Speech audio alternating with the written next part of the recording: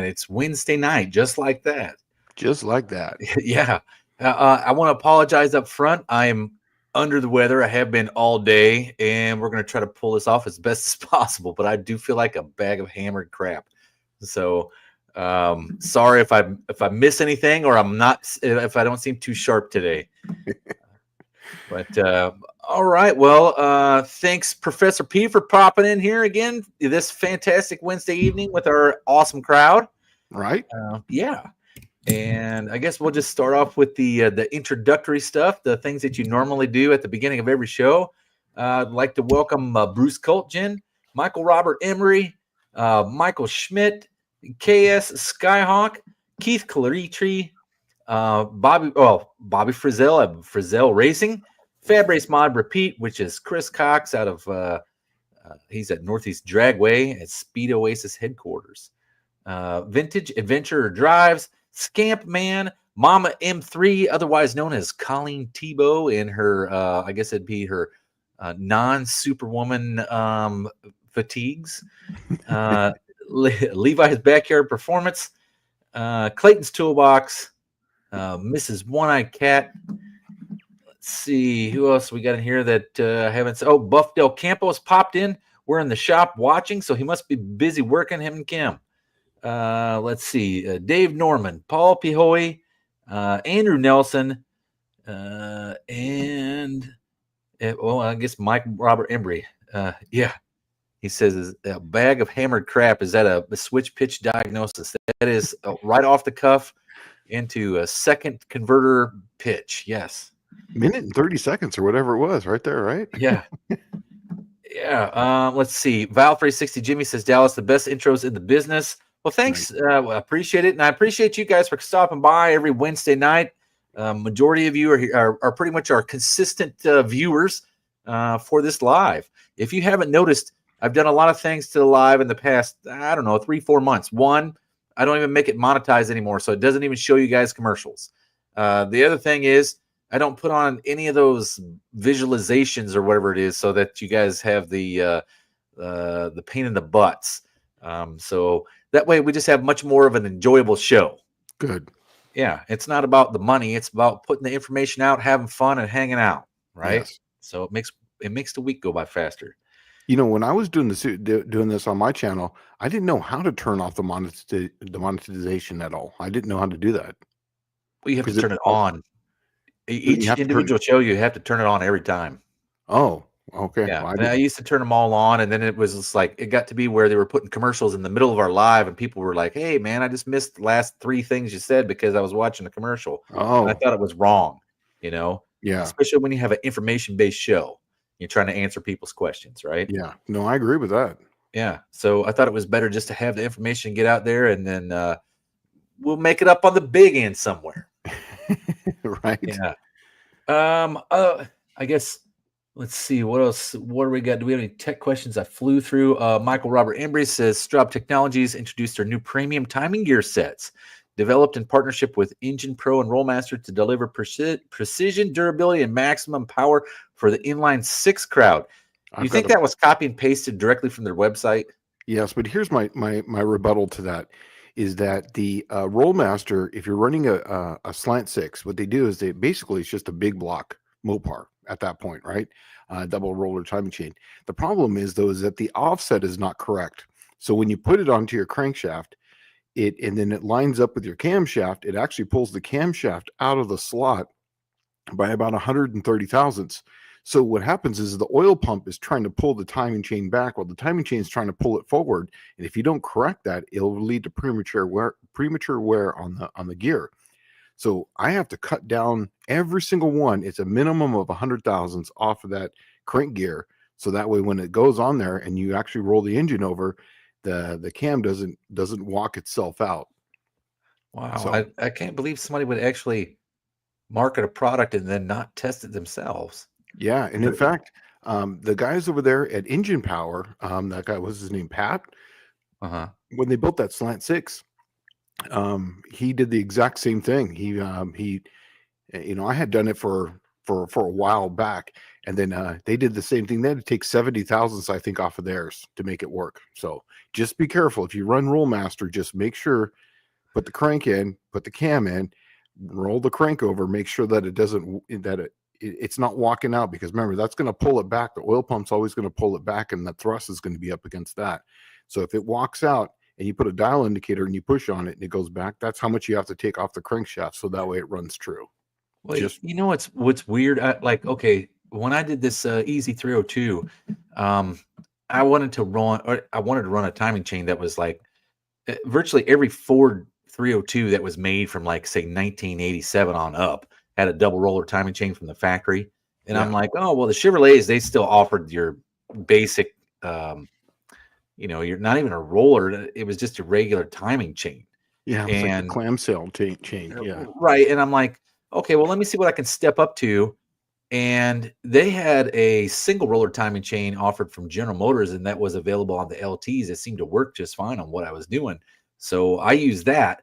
That sucker was pretty expensive, but I'm, just by thinking about it, I'm pretty certain that a single roller timing chain would take less energy to turn. Mm-hmm. It does. And it would have to show up in I don't know about a dyno, but it would probably be worth a couple of horsepower, you would assume. Yeah, the only thing you're going to do with the double roller is just longevity. So if this and it's redundancy, right? Yeah, you could have one row completely wear the teeth off, and then you have a whole another row. Yeah, but I mean, gosh, if your engine's wearing out, timing chains, there's a problem.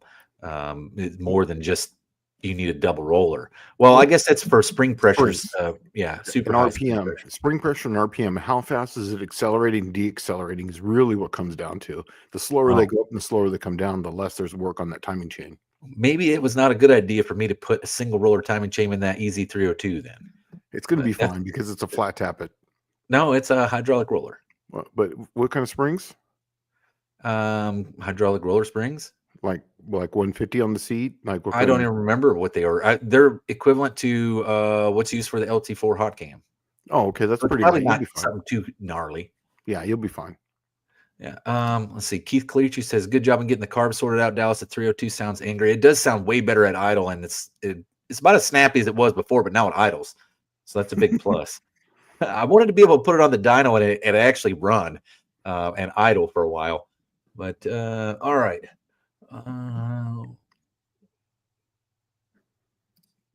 Okay, Vintage Adventure Drive says, taking a break from pulling my auto to tune in. Well, sweet. And I'm like, I want to kind of know where you're at with your pulling your auto out and sticking your A833 in there. Oh, that's awesome. Yeah, this is the guy that's running the Triple Crown class. I know. I'm so excited. I keep forgetting about it, but yeah, that's awesome. I'm so excited. Yeah. Let's see. Do we have any new questions? Everybody's greeting each other. I'm blowing right through that. Clayton asked one. Oh, okay. Oh, okay. Here you go. Michael Robert Emery says Straub talks about that chain. Watch a short video. Oh, well, I didn't see that, but it's been a problem for years. So whenever I get one, I just literally just machine it myself. Okay, Clayton's Toolbox says, what quench height do you have in the DZ302 and Cookie Monster? What do you consider ideal? Okay, on the Easy 302, the piston sits in the hole 25 thousandths, and I used a factory head gasket, which is 40 thousandths compression height, right? So technically, it's sitting 65 thousandths away from the surface of the head. Ideal. Well, I won't answer ideal. Shane, what do you got for Cookie Monster? Do you even know how far the piston is or how much quench you have? Oh, yeah. So my piston sticks out of the hole 10 thousandths. I'm running a 35 thousandths gasket. So I got about 20 thousandths now with piston rock, because I have about 15 thousandths of piston rock in there until it's warmed up. Even when it's warmed up, I heated it up with those heat guns. I got it to about 200 degrees, the piston, and then checked the rock. Then at that point, it went down to 5 thousandths. So I'm right in the 20 thousandths area as far as quench goes. Now, the idea of this car was building it for NA, and I just happened to throw nitrous on. That's not ideal for nitrous, and the chambers are not softened, so I didn't have So literally, it's a squench in this car. If I were to do this again, I would actually make that so that way it was a little bit more curved. It wasn't like just, a flat area, because I don't want to propagate like flame kernels in those areas at all. Ideal is about 40 thousandths is what you want to get. It's supposed to be the perfect quench number, 40 thousandths. You can get closer than 40 thousandths, and quench would actually be better, because the closer you can get the piston face to the quench pad on the head, the more efficient it becomes, because it effectively cools the face of that piston. Was it I think it's Dave Rear from Rear Morrison. He said, if you can't read the piston manufacturing numbers on the chamber after you take it apart, you still leaving power on the table. That's exactly what Joe Sherman said to me also. He goes, if you can't see the valve reliefs in the piston, and you can't see the quench area on the top of the piston from the cylinder head, you left power on the table. Yeah. So like what you're looking at for some of those crazy race engine designs from, like, I would say early 80s. If you ever hear them and they're at the track and they got open headers and they squeak when they're idling, that is exactly something that's 2000s within quench. Mm-hmm. So that's what you're hearing. Andrew Nelson says link belt is what GM used. So yes, and it always has, like, I don't know. That's what seems like every manufacturer uses that. But that link belt, I always thought that was pretty interesting. But gosh, what a lot of friction in that thing. It's a whole bunch of links essentially riveted together. Yep, exactly.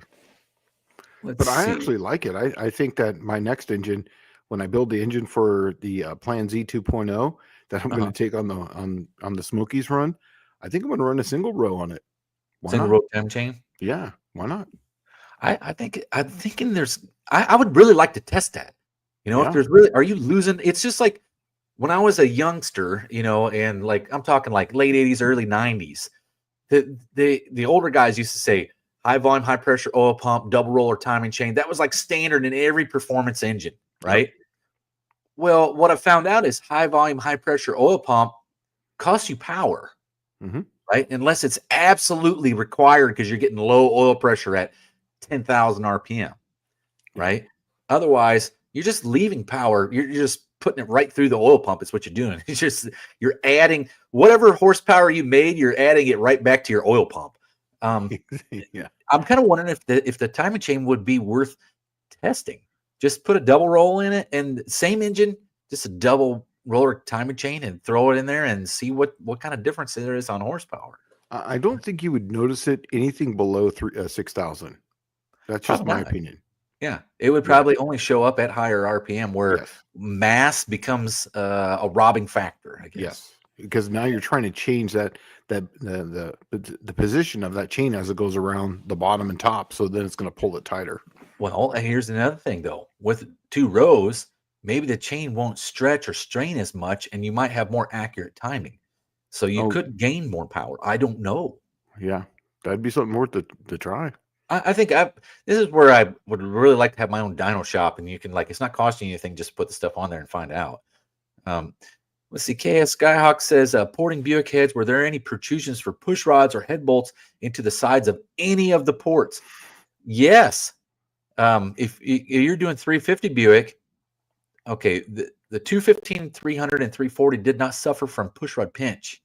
The 350 Buick was not intended to have that port design, a port arrangement that it does.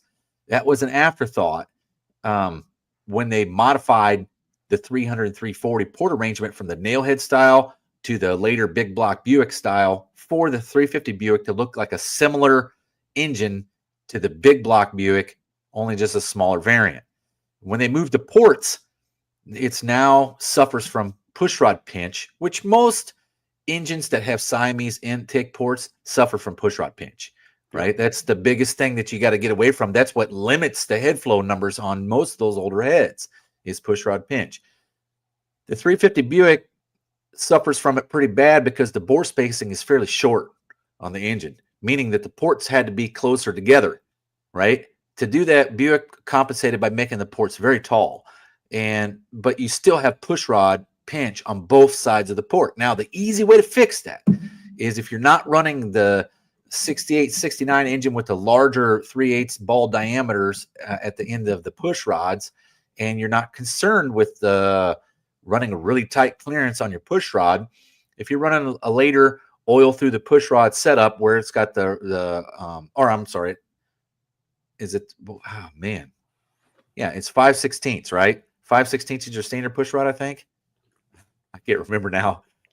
It's the smaller push rod diameter. It doesn't have the big heads on it. 5/16. 5/16. Yeah, 5/16.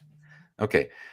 The 5/16 size, you could literally press a small diameter tube into that head where the push rod passes through and give yourself a tighter clearance around the push rod, and then pour it away until you run into that tube.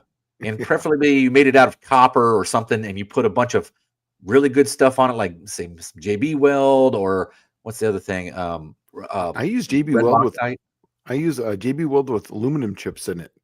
So you put aluminum chips can do in that too, Weld. and and then you press it in, and what it does is it fills in against the walls of that, I guess, that passage, right? Yeah. And then when you poured it out and you smooth it all out, and you take that pinch down, you take the pinch out of it, you could run into those ports, but since they have that pressed in tube, you know exactly where you stand at. Exactly. But that's where you get pretty dang greedy on it. The otherwise, push rods is the big ones. Bolt holes, not that I know of. There isn't any bolt holes near the ports that I know of. But I am not a head porter. I don't do it because I'd hate to just spend hours and hours and hours, and you get to the last one and freaking cave, right into a water passage or something. And that's the reason why on the Slant 6s, I literally cut back the valve. I just clean up the bowl, and you can go from 145 to 165 CFM just by doing that. If you really take your care of it, you can get to like 170. To get anything beyond that, you really got to change the valves and all that stuff, but you might hit like 185. So to me, 165 on a Slant 6 is good enough, and I'm okay with that. And I'll just put a turbo on it and take care of the rest. The way I do that by not porting anything, I mean, I might clean stuff up for like gasket match or flow around the guide, but nothing like, I'd never get into hogging the ports or the short turn radius or anything like that. I don't get into that. What I would do, what you can do, and I have done in the past, okay, I have put Chevrolet small block valves that I had a 194 valve cut down to a 192 and put in the Buick 350 head. What I think is probably the best way to go these days is get a set of 5-free LS valves. They're the same size as what you would need in that Buick 350 anyway. That's the max you could put in there. And they got a 8mm stem vice the 3/8 stem. So you're going to gain a lot of flow just because you have a smaller stem, but then you also bought a better valve that has better characteristics of air flowing around it. So you would seriously improve airflow just from changing the valves. Yeah. Okay. Let's see. Blue Grit Garage says, is a double roller advisable for road race cars since you mentioned RPMs going up and down a lot? What's your thoughts, Shane? What is that? I would say yes on this, where a double roller, when you're talking road race or NASCAR or anything like that, something that's under constant load and then letting off. If you haven't noticed, the engine generally blows up when you let off, right? It's rod bolts. Right. That's because it's pulling on the rod bolts at that point. Yeah. What I do on a lot of mine is that if I'm going to go like to a road race deal, like on this one, I get a fixed idler gear. I like the fixed idler gear. That way you don't ever have to mess with it. But if I had to pick one, I'd go with the double roller at that point. In my Gen 1 Hemi, Gen 3 Hemi, sorry, that's going to the 68 road race car. That's a double roller in that. And that's the reason why I wanted to go with the early version non-VVT 6.1 block, was for that reason. The 6.4 has only got the single row, because that thing's going to be up and back, because it's going to be dodging some cones and parking lots also. So that's why I did that. Buick Smith says 305 small block Chevrolet won't rev past 2,300. 11 degrees initial, only gets up to 21 degrees total. Weights move free and no limit bushings. Nose is over and starts missing at around 1,800. not sure what's going on. And you sure it's not fuel? I was just going to say that. If you check the timing, have you checked the fuel? If you've checked the timing, and I'm assuming this is probably an HEI. Okay, the things I know of to look for in an HEI, if you start it up, and like the hand vacuum pumps that you can get for like self-bleeding brakes, Yeah, take that or you off can first. actually just use them to hook them up to stuff, right? Mhm. But hook it up to your vacuum advance, and when the Chevrolet, well, in any of them actually, in the HEI distributor from General Motors, the pickup coil rides on a basket in the center that spins around the center shaft hub of the distributor. And that thing is operated by the vacuum advance. Well, the pickup coil has two wires that run over to the HEI module. And what happens is, over a course of time of that vacuum advance constantly moving back and forth and moving that whole basket, it ends up, what do they call it? Like chafing those wires. Yeah, not necessarily chafing it. It's like they'll break inside Yeah. from being flexed back and forth, back and forth, back and forth. And what do they call it? Metal fatigue. It's metal fatigue inside those wires, and there's nothing that you can do about it. The whole thing is you take that pickup coil out and you throw it in the trash and you put a new one in. That's if it just starts to miss at a portion, like a throttle position or a certain RPM. That would be one of the first things I'm looking at if you're thinking it's timing. And the easy way to test that is get your vacuum pump, hook up your vacuum advance, and slowly apply pressure to it until it starts to miss, right? And see if that's what's causing it. You shouldn't have to give it any more throttle or anything. If you move that thing around and it disturbs those wires, it'll easily show up. But generally, it's hard to troubleshoot at an idle because it's ported vacuum most of the time, so it doesn't get anything at an idle. And you're like, why does it run so good at an idle? And then you get on the road and it's like, what's going on here? The other thing it sounds like to me is like you're running out of fuel. Is what it really sounds like. Exactly. I was like just going to say that. It sounds plugged or something. It sounds like fuel. Okay. Vintage Adventure Drives says, I'm going to pull the 904 out tomorrow. I've been installing pedals, mocking up my shifter, and pulling out all the parts to make the auto work. Had to take a break to work on my dirt bike today. Nice. Well, yeah, well, the weather's about to get nice, so it's probably a benefit to have that dirt bike running. Let's see here. KS Skyhawk says, David Vizard agrees with single row timing chain, plus not the roller chain, but the one with multi-layered links. Yeah, they work good. One. Huh. Oh, he says right here the 305F is an HEI. Well, look at your HEI, look at the pickup coil, and then make sure you're getting fuel. Clayton's Toolbox. I have 28,000 Quench in my Pinto, but it makes me nervous. Oh, that should be fine, dude. Plenty of room, man. You got that's nothing. I built a Quench motor when I was in San Diego when I first met Shane. I built a 393 Windsor Quench motor. I remember that. It had 10 3/4 to 1 compression. Or was it 11 3/4? 11 3/4 to 1. Yeah. Yeah. Okay. So it was 11 3/4 to 1, had an aluminum head on it. And it was within 20 thousandths of Quench for a regular street driver. The idea was I was trying to build diesel torque out of a naturally aspirated V8. I remember that. And it worked fantastic. The only downside was it had to run on 93 octane gas. You could not run it on 91. It would not run on 87 at all. It had to be 93 octane gas. And I was driving all over the country, and you couldn't find 93 octane gas all that easily, especially when you get up to other states like, Iowa. They had many variants, and you had E85 on pump, but they wouldn't have 93. Most of the time it was 91. And, oh, man, you want to talk about spark knock. But I did tow my 26-foot enclosed trailer away from one of those crazy winter polar vortexes. It was hitting Iowa, and I was leaving there at the last race of the year, and it was literally snowing as I was hooking up. And I had to outrun that thing. I was running 80 miles an hour pulling with that 26-foot enclosed. It weighed like 5,000 pounds easy, right?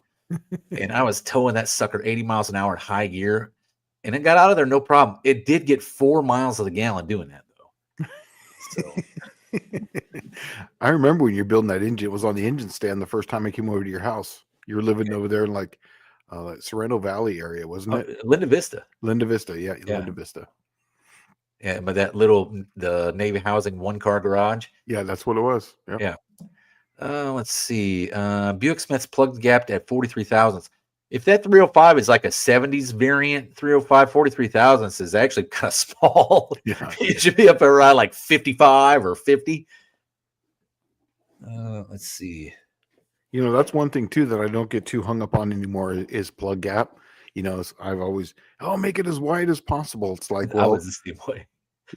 I was like, yeah, I'm going to go to 55,000s. You know, MSD says I can. And I didn't see anything from it. In fact, sometimes it would foul out the plug. So I just started dropping them down to 25 worse and 35. mileage because it would miss every now and then. Yes, exactly. That's Yep. right.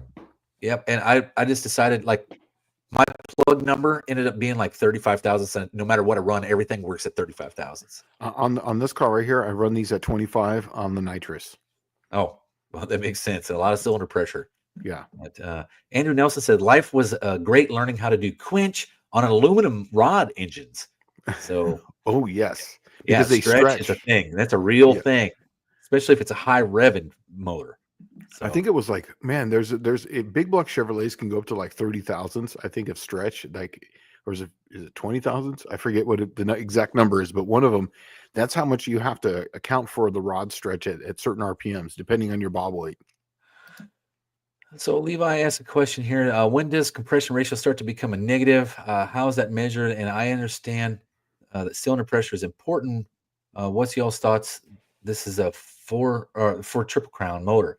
And then, sorry, hold on. Before I get into it, there's a couple of our viewers here answered the question. Let me answer this one. Hold on. I'm going to throw these out there real quick. Because Bobby Frizzell says Levi, compression being an issue happens at different place for big blocks and small blocks. It's not across the board kind of thing. I agree. Andrew Nelson says Levi, it's different between small blocks and big block. Small block is 15 to 16 to 1. Big block is 14 and a half to 1. Mm-hmm. Okay, so what's your take on it, Shane? Well, basically, when there's actually, I was just going to say those things. Also, too, there's another one too. Is when the piston itself becomes so heavy because you're trying to have all these crowns on it, and then it comes to flame front too. Is like how are you trying to get that flame front? Okay, let's just take a big block Chevrolet for instance, right? Big block Chevrolet's got a big chamber in there. So to get compression out of those, you're going to have this big dome on there. And we've talked about flame channels and whatnot, but you know, when your flame channel has to literally go up, across, back down, also too, the amount of bob weight you're going to have. I've said it, Dallas has said it, Andrew Nelson said it, and a lot of people said in here too.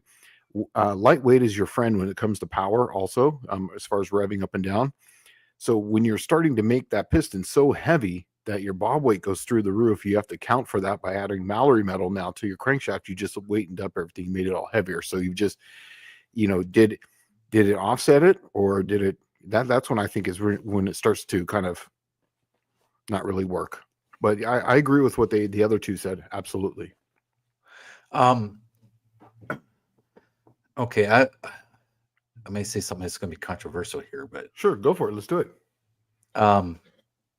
There's no such thing as a negative in compression ratio. The problem starts to become the fuel, and every increase in compression that you can do, every like 1 point increase in compression used to be worth like say 10% horsepower or 10% efficiency, something like that. It generally goes up the higher you go in compression ratio. The problem becomes the fuel limitation, and it starts to detonate. But there is one factor that dictates all of this, and that is piston speed. The slower the piston speed, the less prone it is to detonation. So you can get away with a higher compression ratio if you have, say, like a short stroke engine versus a longer stroke engine, because the longer stroke is generally going to increase your piston speed. Mm-hmm. The bigger the bore that you have, it seems to affect it like having more piston speed, because it has a larger area that's moving quicker, right? It's compressing. Think of it like just like on your turbo stuff. The more you compress the air, the more prone it is to detonation. When you have the big bore like that, it compresses that large surface area quickly. It causes it to be more prone to detonation. So generally, if you have something that's small bore and something that is fairly small stroke that doesn't have a lot of piston speed, they're less prone to detonation. The other thing that I've seen is rod length has a variance on this too, because it has the longer the rod, the faster the piston goes in the center, right? But it's slower at the top and slower at the bottom. And then the shorter the rod, it crests really quick at the top and the bottom, but it's slower in the middle. So if you think about it, you're just taking this volume of air, and the bigger it is, and the faster you compress it, the more it detonates, or the smaller that it is, but like you say, you compress it right at the end of the stroke, like really fast. That's what causes them to detonate. But I do have one thing though, is that a shorter rod will be faster in the middle.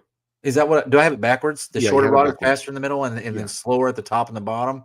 Yeah. And then the longer rod is I did say that. The longer rod is faster at the top and the bottom and slower in the middle. But here's the thing though, is that it depends at what point, because you have pull away from the piston, from the coming down, and then also going up. So at the same point. So when I say from halfway up, you got to count that. So you're going to have two different measurements. One is better at going up and coming down at this end, where the other one is better and better here. Maybe I do have that backwards. I think the shorter rod accelerates quicker than the longer rod. Is that right? Well, from the standstill, from the top and the very bottom, from top, dead center, bottoms, either it pulls away faster. Yeah, the shorter rod will pull away faster because of the angle. Because at half stroke, if your rod is short, you're farther down. That's why a shorter rod is less prone to detonating than I say a longer rod. Is for that reason right there. They're less prone to detonation. So, and that's what you're looking at. So you're looking at, you can get away with more compression with a longer rod, short stroke engine with a fairly small bore than you can with a large bore, maybe a large bore, short stroke, or about long stroke with a short rod. You'd be more prone to detonation. But you want to generally gain as much compression ratio as you can, because it'll always make more power with more compression generally. Yeah, just the flame front, the weight of the piston, and a few other things is where the only negative come into it, because it gets to a point where you just can't even get to propagate the fuel on the other side of that hump on a big block Chevrolet. That becomes the real issue. Okay, so then Levi brings up a good point here. Andrew, a small water methanol kit could cool those temps by a lot. I think as far as flame front, you mean how the fuel is burned. It's the burn of the fuel across the face of the piston. And what I think, water methanol, I don't think it would work all that great on a naturally aspirated combination, because you're going to lose a lot more power than you would like a turbo setup, right? Because water definitely doesn't burn that well. But if you were wanting to cool something, I think you would probably be better off cooling the fuel. I think the fuel would act as its own detonation quenching device if you could cool the fuel off. What I found is super interesting, and Shane, you can butt in here because I'm just going to rattle off the top of my head here for a second. Okay. Underneath of a carburetor, after the fuel and air is atomized in the venturi, directly below the base of the carburetor, what you'll find is the temperature below that carburetor is generally negative temperature, like below zero. What I mean by that, because of the atomization of the fuel in the air causes it to vaporize, which makes it cool. It's like the same principle as, like, say, Freon works in an AC system. When it decompresses and changes from a liquid to a gas is when you have a change in temperature. And it's the same thing happens with gasoline underneath of a carburetor. But I think if you add the fuel in 20 degrees cooler, you still end up with 20 degrees cooler air directly below the carburetor from what it already was. Let's say it's negative 10. Not it a might 1-to-1. be 30. Is it? I'm sorry to interrupt, but it's not a 1-to-1 ratio like that. Okay. So we've actually been doing this because when we're testing the VRSs, we actually were putting temperature gauges underneath there. We were noticing about a 50 degree to 60 degree ambient temperature change from outside air. So it was coming in at one temperature, and it would be 50 degrees cooler of whatever that temperature was going underneath there. We also cooled it down. Say if the fuel was 70 degrees of just like room temperature, we cooled it all the way down to say 40 degrees. We only saw 10 degrees temperature difference in the air. But what we did see is that temperature cooled. Now we tested underneath the carburetor and we tested at the port. It stayed cooler longer in the port. So that way, let's just say arbitrarily, it was 50 without cooling the fuel and 40 under the carburetor. And then it would be almost 65 by the time it would go into the port. It was actually still in the 55-degree range going into the port with the cool fuel. So it just stayed cooler longer. And I think because the cooler fuel was atomizing longer, because it was actually vaporizing longer as it went down the port, that's when it was giving more properties to cool down. Because it was absorbing heat, it was still cooling down. But I thought the same thing too. I thought it would be a 1-to-1 ratio, but it really wasn't. It was it was kind of weird how it was actually working, but it does work. And I think it just keeps the fuel cooler longer into the port, so that it doesn't warm up, pick up the temperature more as it goes down. So sorry, I didn't mean to interrupt on that. No, I exactly what I was looking for. It's like that, because I was just spitballing, but like this is the things I did know. But how would it work? Could you use the fuel itself as a detonation quenching device by cooling the fuel off? I think you probably could. Yeah, well, we've done that with a lot of people. Instead of using intercoolers, they'll use like E85. They'll inject E85 into their port, so it basically burns. So basically, that's just the same as methanol, because you're just basically injecting something cold into there, and you're cooling it before or even after the turbo before it goes in, because it's going in there at a high pressure and then just basically vaporizing the air and making it cooler. So yeah, it makes a huge difference. Chaos Skyhawk said, you did port the head yourself, didn't you? I don't do head porting. I don't port any heads. I try to stay away from that, because just for the same fear that you're worried about now. I could never afford to break a casting or get into something on another casting, because I generally didn't have the money to buy another one. Dust Devil's asking, so we stay on topic here. Dust Devil was asking, is a cool can a good idea?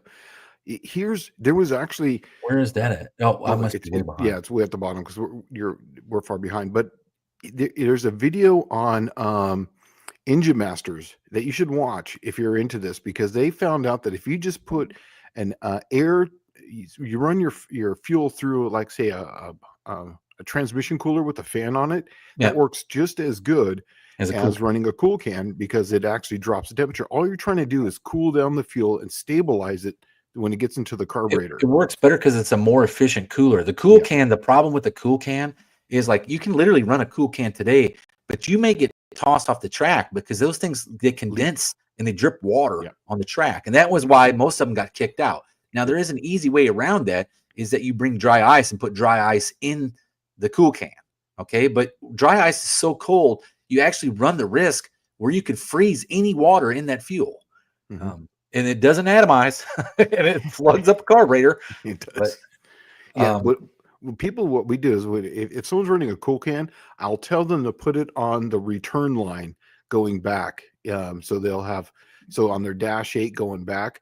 And then what I'll tell them to do is run the carburetor the pump a few times to cool all the fuel in the tank. So that way you don't run the risk of plugging it up, going to the carburetor. Just run it on the return, because that fuel is going to be hotter anyways. So 38 Racing says, so a short rod has less top dead center dwell time. Yes, that's correct. Yeah, so basically here it is. I had to pull it up. Shorter rods cause the piston to accelerate faster away from TDC. That's the reason why they're less prone to detonation, and deaccelerate faster towards the bottom of the stroke. Longer rods result in a more gradual acceleration and deacceleration of the piston, leading to lower peak speeds, reducing stress on connecting rods and crankshaft. That's basically what it is. So it's literally the polar opposite. So one comes away fast, where the longer rod pulls away slower, and then as it comes to the top, it's reversed the other way. All right. So there's been a lot of comments. I'm trying to catch up. Let's see. Michael Schmidt says, Gold's Garage mentions he builds engines for street with compression chamber pressure of 180 pounds or less. I assume overlap is what is used to generate this. example, cranking pounds can be 120 or 150 or 180. It's all about overlap and degreeing the camshaft to the what you want. Well, For there's two types of compression ratios. Most people aren't aware of this. Most people just think compression ratio. You have static compression ratio, which is essentially your calculated compression ratio. You take this volume and you compress it to this volume. What's the difference, yeah. right? Then you have the dynamic compression ratio, which is the actual compression ratio of the engine as it's running. So it takes into account the overlap of the camshaft, the closing of the valves. It takes, well, it's all valve action is taken into account for dynamic compression ratio. I call Dynamic that one. compression ratio is what you can manipulate. And that's what Shane was doing at Crowler for camshafts, is manipulating camshafts, the intake valve closing and exhaust valve opening events to make a cam streetable that technically wouldn't be streetable. That's right. Also, too, there's not really such a hard number like that. Like, I really wouldn't listen to someone who says 180, like that's the number. A 6.4 Gen 3 Hemi has 212 pounds of cranking compression when it's turning over, because you can advance and retard the cam. So when you advance the cam, and those things have, like, I think it's 35 degrees of timing change or something like that. It's ridiculous as far as how much advance they have. So if you have that much advance, you're tricking the engine in the timing events happening sooner, which then raises the compression. So they'll have 211, and that thing can run on 87 gas, because it'll advance and retard the camshaft as needed. So on a one that you can't really do, the Cookie Monster here's got 220 something. My Slant 6 that I drive literally everywhere, it's got 185, and that's in a Slant 6. But remember, I used the camshaft to trick it to make it think more. It's got 9.5 to 1 compression, and I used the camshaft to trick it and to give it more compression as far as cranking compression as when it's running. And Industrial says, so is a Kool can a good idea? That's one that you answered Yep. earlier. The Yeah, Kool can through the get yourself a high-end transmission cooler. Yep. And then that's what you want to use. One with a fan on it. It works beautiful, because we were all talking about this, and we saw that a few years back, and we actually tried it, and it works amazingly well. And it literally can be plotted on the graph, how, like, when you turn it on, when you turn it off, and how much you actually gain. It is noticeable.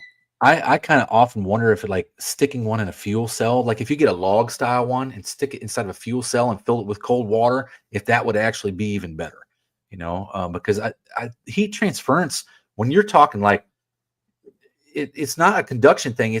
Well, I guess it would be, but it's like it's touching it, right? And moving across it.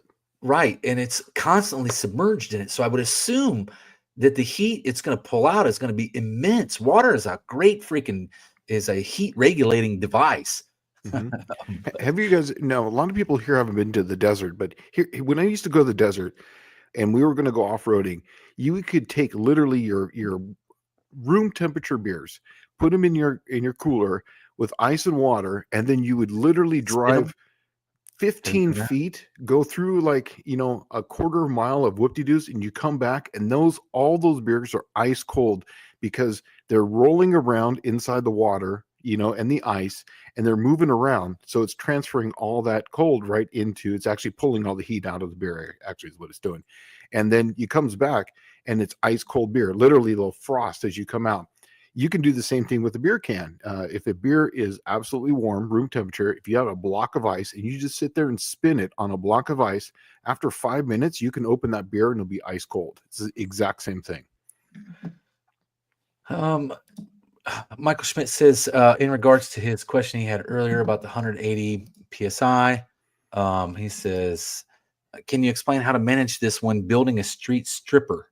I'm assuming street sleeper, maybe, or street engine. It really comes down to there's a lot of factors too. It's not as easy as it's really, like we've said before. It comes down to rod length, piston speed, combustion chamber, soft ports, how the heads are. I mean, just a lot of different things. Flame kernel propagating, just and your camshaft timing, and then really getting a combination of your cylinder head flow with the cam combination to what RPM you're going to be.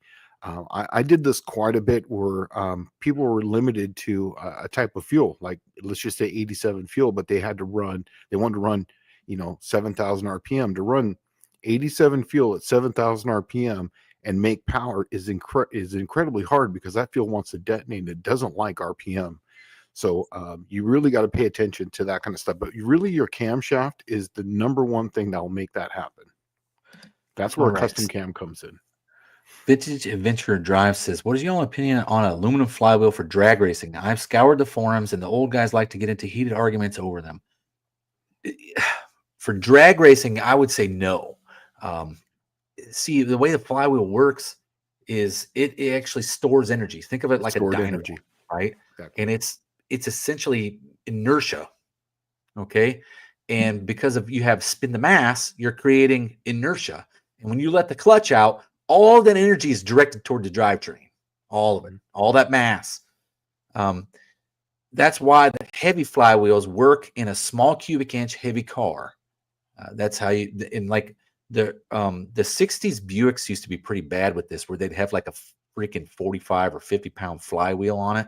But it's because you had a big full size car or mid sized car and then a small Buick V8 or V6. And Jeep Kaiser went even further when they did when they put the 225 Dauntless V6 Buicks in the Jeepsters. They had like a 60 pound flywheel on them to make them work because it's stored energy. When you use aluminum doesn't have the same amount of mass, so you definitely don't have the same amount of energy. Will it rev faster? Sure. It'll also decelerate quicker because engine braking has road racing.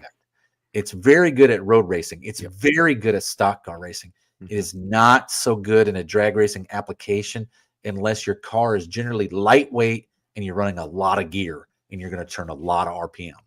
And one more thing you need to take into a factor is not just the weight, but where is the weight at and what's the diameter of the clutch? Because the farther the weight is from the center point, so if it's a 12-inch diameter clutch and it's 45 pounds, that's a significant amount out there. So that more inertia weight, for leverage. Yeah, exactly. The centripetal force when it gets going around is going to be massive because there's a lot more stored energy from the farther out. A much smaller clutch, like on my road race car, it's got a triple disc clutch on it, but the clutches are only 8 inches. They're tiny little things, but it's a triple disc. And the clutch itself is only 35 pounds because this is a road race thing. That's what it's for. So altogether, this thing probably weighs under 65 pounds. That's what the clutch, the triple pack clutch and the flywheel, and it's aluminum flywheel with a steel plate on it. But I did that for that reason, is because I wanted all the heavyweight as close to the center as possible. The aluminum is way out here, so the steel disc is only this big. It's only 9 inches in diameter, even though the clutch is 12, because this is all aluminum out here. So this is all center mass, so that way it's less centripetal force trying to pull it apart. All right. Well, man, tonight's been pretty awesome so far. Yeah, it's good. Dust Devil Garage. What is most important, cooling the fuel or cooling the air going into an engine? Air going into the engine, you'll see the most from that. You'll see the most, but that's the most impossible one to control. Yes. Right? Just get the air from outside the engine compartment. Well, I don't know how to say this without hurting somebody's feelings. There's only two things. There's only two ways to technically control air. There's really only two places to draw air: outside the engine compartment or be a bonehead and suck it right off the radiator. Right? That's literally that's what happens. So you heat the air coming across the radiator and then suck it in the engine. So it's kind of like a catch-22. The best thing to do is get it from outside the car, but you're never going to be able to control the temperature of the air outside the car. You literally can control the temperature of the fuel to a point. To a point, yes. Yeah. If you drive it around for like 2-3 hours, it's all going to be the same temperature. But you can only cool the air with the fuel. There's only so much delta that you can change. So if you're going in 130 degrees and you have 30-degree fuel, it's not going to be at the bottom at 50 degrees. It's because there's a delta change. So this has got to, you're basically, the heat is warming up the fuel essentially, because nothing gets cold. It only just loses loses heat. So that's really all it's doing. It's just losing a little bit of heat, but they're going to eventually converge at some point. The best thing to do would be to do them both. Get the air from outside the engine compartment, cool the Yeah. fuel, get the best of both worlds. Yeah. I would spend my money on I would buy a really nice transmission cooler. Like a TCI used to offer one with a fan and stuff on it. And I'm sure you can get some from Durrell and all those guys. There's people that's just their primary purpose in life. But I would try the cooler. Now, I definitely wouldn't mount it in an area where it's going to get tons of airflow, like in front of your car. Because remember, it is still fuel inside there. If you knock a hole in it, it's like, Boom. yeah, you got a fire. But I actually have one for this car here, and it's going near the trunk area in the back. So it comes out of that and it goes in that. And since it's going to be a Gen 3 Hemi, it's going to have a return system on it. So it's a little tiny fan about yay big and a little condenser, and it works really good. So I'm going to have one on that car just for that reason. Okay. Vintage Adventure drives. For reference, I daily drive my Pinto with a 12-pound flywheel. I'm accustomed to light flywheels. I'll be using a 14-pound aluminum flywheel in my satellite. Good man. I like that. That means just RPM to the moon and drop that clutch and let her eat. Let's see. Val 360 Jimmy says, how far from the carb would you run the transcooler to cool down the fuel? Oh, you'd want it to get it as close to the fuel bowls as you possibly could. Mm-hmm. So that way it doesn't reabsorb the heat. The heat from under the engine. I think the best way to do it, I would run one with a fan so you can stash it somewhere like what used to be the heater box. Probably is a good place. If you could get up in the cowl where the cold air is drawn from the car, like right below the windshield, that would probably be a good place. And then run the line directly to the carburetor from there. So that's probably the best place for it. Let's see. Danny Boyd says he made it, and it's time for a glass of gin. All right. Nice. Well, don't let me get your berry or juniper berry on you. Let's see. Aunt D says, I've thought about cooling the fuel with the car's AC system by running the fuel line in contact with the suction line. Yeah, you could do that. But the thing is, though, is that you're only going to cool down one little section of it. The AC system's going to take up way more power than what you're going to make. Exactly. I was just going to say, there's the payoff is not there. We're on a little tiny fan. You're only going to use a couple amps, maybe an amp or two. The payoff on that is a lot better. Now, just to be fair, the Demons and the Hellcats, they actually have what's called the chiller system. You ever heard of this? This. Well, I don't know, but the Demons and the Hellcats, they have a chiller system. So what they do is they run the AC, and that's what cools the water that goes through the intercooler on the supercharger. And because it's going through that, that is a big payoff. So that's a benefit because you're using a power adder. This here that Andrew Nelson says, I've never thought of something like this.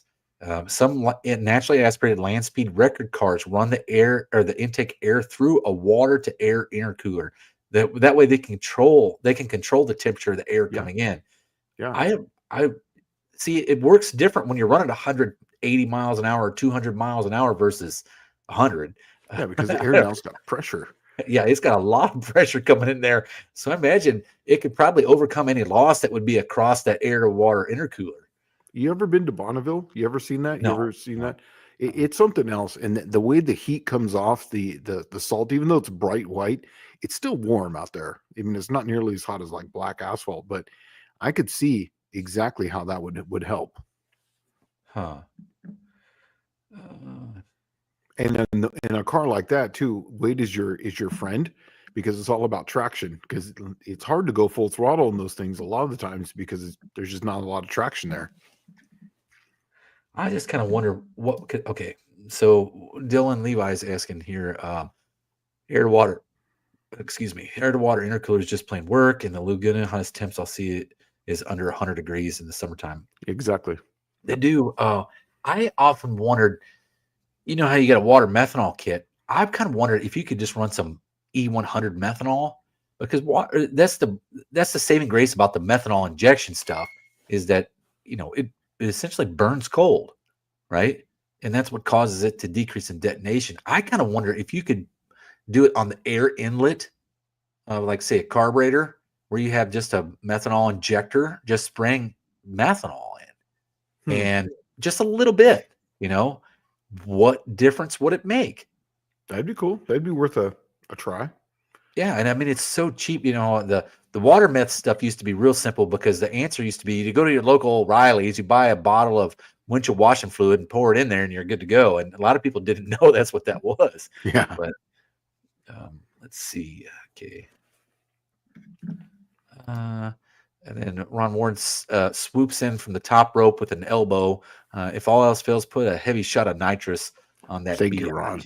I agree with Ron. Just whenever you got a problem with that, put a little nitrous on that and you'll freeze everything. Call it good.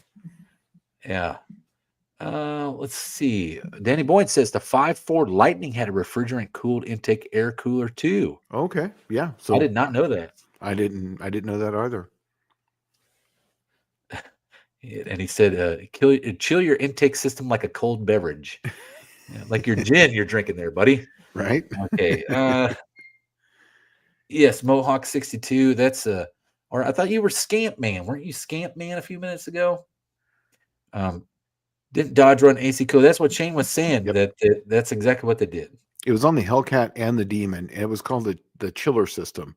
When I was working with Dave Starnes, if you got to know him, it was a D&B Automotive. He's the one that for the longest time held the Hellcat stock engine, stock supercharger record for like full weight vehicle. And he was right out here out of Memphis. And that car has actually been in this garage. And I did a lot of tuning up on that for him. And that's actually how we optimized that car was actually optimizing that cooling system. And then, we put 150 shot of nitrous on top of that, and that just made it even better. But I believe at that time he set the record he went like an 860 or 870 or something like that in a full weight charger. It was moving so fast that the independent rear suspension, the whole cradle, was moving forward. It was actually that he would go out and make a pass, come back, and it would actually move the whole cradle. The wheels were almost rubbing the fenders inside there forward, and we had to take the cradle out. We actually did here, and we put in aluminum bushings in there so that way it would stay and not move. And then we had to make a whole cradle for that thing. So yeah, I remember that. 38 Racing is saying, can we use the methanol spray in the Triple Crown? I'm going to go out on a limb here and say no, because there's no other fuels besides gasoline allowed in that class, right? And that could be considered a fuel if you're using it, even if it's just for a cooling the air intake, because it's still going to have to burn it. But Buick Smith says that is one great benefit of liquid propane gas. As a fuel, turns from a liquid to a gas at negative 40 degrees Fahrenheit, helps the intake charge on hot days. Yes, and it burns super long. And it's 108 octane. Yeah, it burns really long. Yeah. There was a guy in Ramona, California, who had one, and when he came out of the desert, pulling his big trailer, he would switch to propane coming up that grade, and that was the only way he was able to get his trailer and his race car up and over that grade was with propane gas. Dude, that grade was no joke. No, it wasn't. It started way back there at like basically El Centro. Right. People don't notice it because you're actually below sea level. You actually see there's one of those grain towers and it says sea level, and it's like, 50 or 60 feet up there. And that's where you start the grade. And when you actually come to the mountains, you're already on a 5 and a 6% grade. And then you're going up a 6.5% grade. And then you go around that corner and then the wind hits you and it stops you in your track at 6% grade. And I've noticed, for me, where it's the most noticeable, I mean, it's a pretty steep grade when you're going from, like, say, El Centro into San Diego. But when you're coming out of San Diego is where it seems to be the most noticeable for me. It seems to be like it's more aggressive coming out of San Diego, going up that grade to the top. Yeah, exactly. Because you go up to it, you go up the hill 3 times. You go up, you come down, you go up. So you go up to 4,000 feet 3 times, going out from San Diego that way. Where when you come this way, you only go up to big grade 1 time, and then you're just kind of bouncing around. But When you go up that hill, there's one point where you come around this corner. It's a big elevated bridge, and it's got this like grate on it. As soon as you come around that corner, that wind hits you, and it's doing about 60 or 70 miles an hour on average. And if you're in a truck, it literally stops you. You're going to go down a gear, and then from that point to another 2,000 feet up the hill, you're doing 35 miles an hour. Let's see. Indecisive Garage says I have a supercharged 5.4 with an intercooler, which I run through an ice and water cooler. I keep the downstream air temps under 90 degrees. And that's saying a lot, because if you've ever noticed, those things have eaten in like an M112 or something on them. They're not known for efficiency. They make some heat. So it having a 90-degree temperature coming out of that thing is pretty awesome, because that thing is probably making 10 to 12 pounds of boost under full throttle. Yeah. And Ron Ward says it's 110 octane. So I'm mistaken. Propane I thought was 108, but it's 110. Maybe it's the natural gas that's 108, but yeah. Okay. That's I still didn't a know lot. that. I thought it was 108 myself. Let's see here. Okay. Michael Schmidt says methanol spray, doesn't that add oxygen to the system in poor flowing heads? Same with ethanol. Anything that is alcohol based would add carbon and oxygen. But I don't know how much it would add. Not something that it would be. It would probably be more the effect of methanol burns cold than anything. Okay. Danny Boyd's asks, is that the Grapevine? No, that's Highway 8. This is basically coming from El Centro. Well, okay, hold on. Highway 8 is the one that goes east-west across San Diego. The Grapevine is up near Los Angeles going towards Bakersfield. Yeah, that's the 5, isn't it? That's the 5. Yeah. This is the 8. This is the one coming from El Centro going up to like Incopah or Jacumba Hot Springs. Let's see. Mostly old parts. Ron Ward says, Professor P, what's the best procedure to determine optimum drag racing rear end gear ratio? Okay. You're using the word best. So I'm going to tell you the best way to do it. The best way is to dyno your engine on an engine dyno. That way you can actually see where peak torque is at and where peak horsepower is. And then also too, you run it out the back door so you can see the parabolic, because remember, it's all about air under the curve. So if you're, let's just say arbitrarily, you make peak horsepower at 7,000 and at 7,500, it starts to taper off. But basically from 65 to 75, that's your top of your parabolic. The idea is to be exactly at 7,500 RPM or close to that as you go through the strip. So you would figure out, what kind of horsepower you're making. Obviously you dynoed it. You take your weight, and then you're going to say, well, I'm trying to run, 130 miles an hour or whatever it is, 135. Well, at that point, you take a 28 diameter tire. And at that point, you're going to have 14 pounds of air pressure, and then you can see how much it's going to grow. It's going to be very slight, but it's going to be a slick. Then you take a percentage of loss. Usually it's about a 7% on a converter. So then if you're trying to do 135 miles an hour, you take 7% loss at that as a 1-to-1 gear ratio. And then take your 7,500 RPM and work backwards from there. That way you can basically say, well, I want to be at 7,500 and I need to be at this speed. And that's how I would work. That's the best way to do it. And you could usually tell. So let's just say your car makes 500 horsepower and then your car weighs 3,200 pounds. You're probably going to be in the tens, high tens somewhere. That's what, about 120 miles an hour, Dallas, isn't it? Tens? Yeah. So, yeah, I mean, I don't have all the math here to do it, but that would be the best way I would do it. What's your take on that? Oh, I agree with everything you said there. I do. Yeah, that's what I would do, because now I did mine with the math. After you dyno the engine, you have to dyno the engine. Have to know where peak horsepower and peak torque is at. You have to. Yep. And then I would get the converter to, as far as the stall. What I tend to do with the stall is wherever peak torque's at, I'll usually go about 250 to 500 RPM, a little lower than that, because that way you can get it to flash. So that way you can get it to flash to peak torque, and that's where you're going to get the maximum amount of work out of the converter with the K value, because it converts torque. And then that way you can carry that K value, that multiplication, as far as you can out there.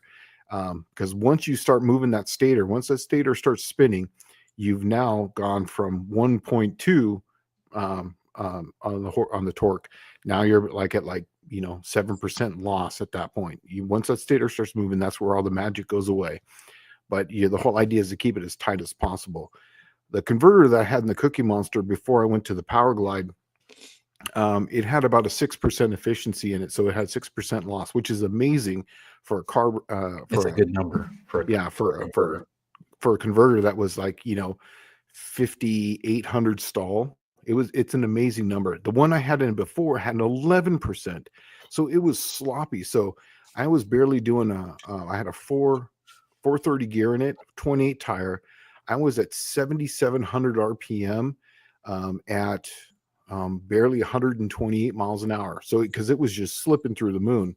When I changed the converter, I picked up almost 6 miles an hour, and the RPM was lower on with the exact same setup. When I first put my T-Bird together, I used a converter that I had made. It was supposed to be for a 302 on nitrous. And I thought, it'll be comparable to my Cleaver motor, my big 427 Cleaver. And it was anything but. I had 410 gears in the car, and then I had the 30-inch tall tire, and I had that converter, and I went up to Fontana, and I blew through the lights at the 1,000-foot mark, was bouncing off the rev limiter at 7,500, right?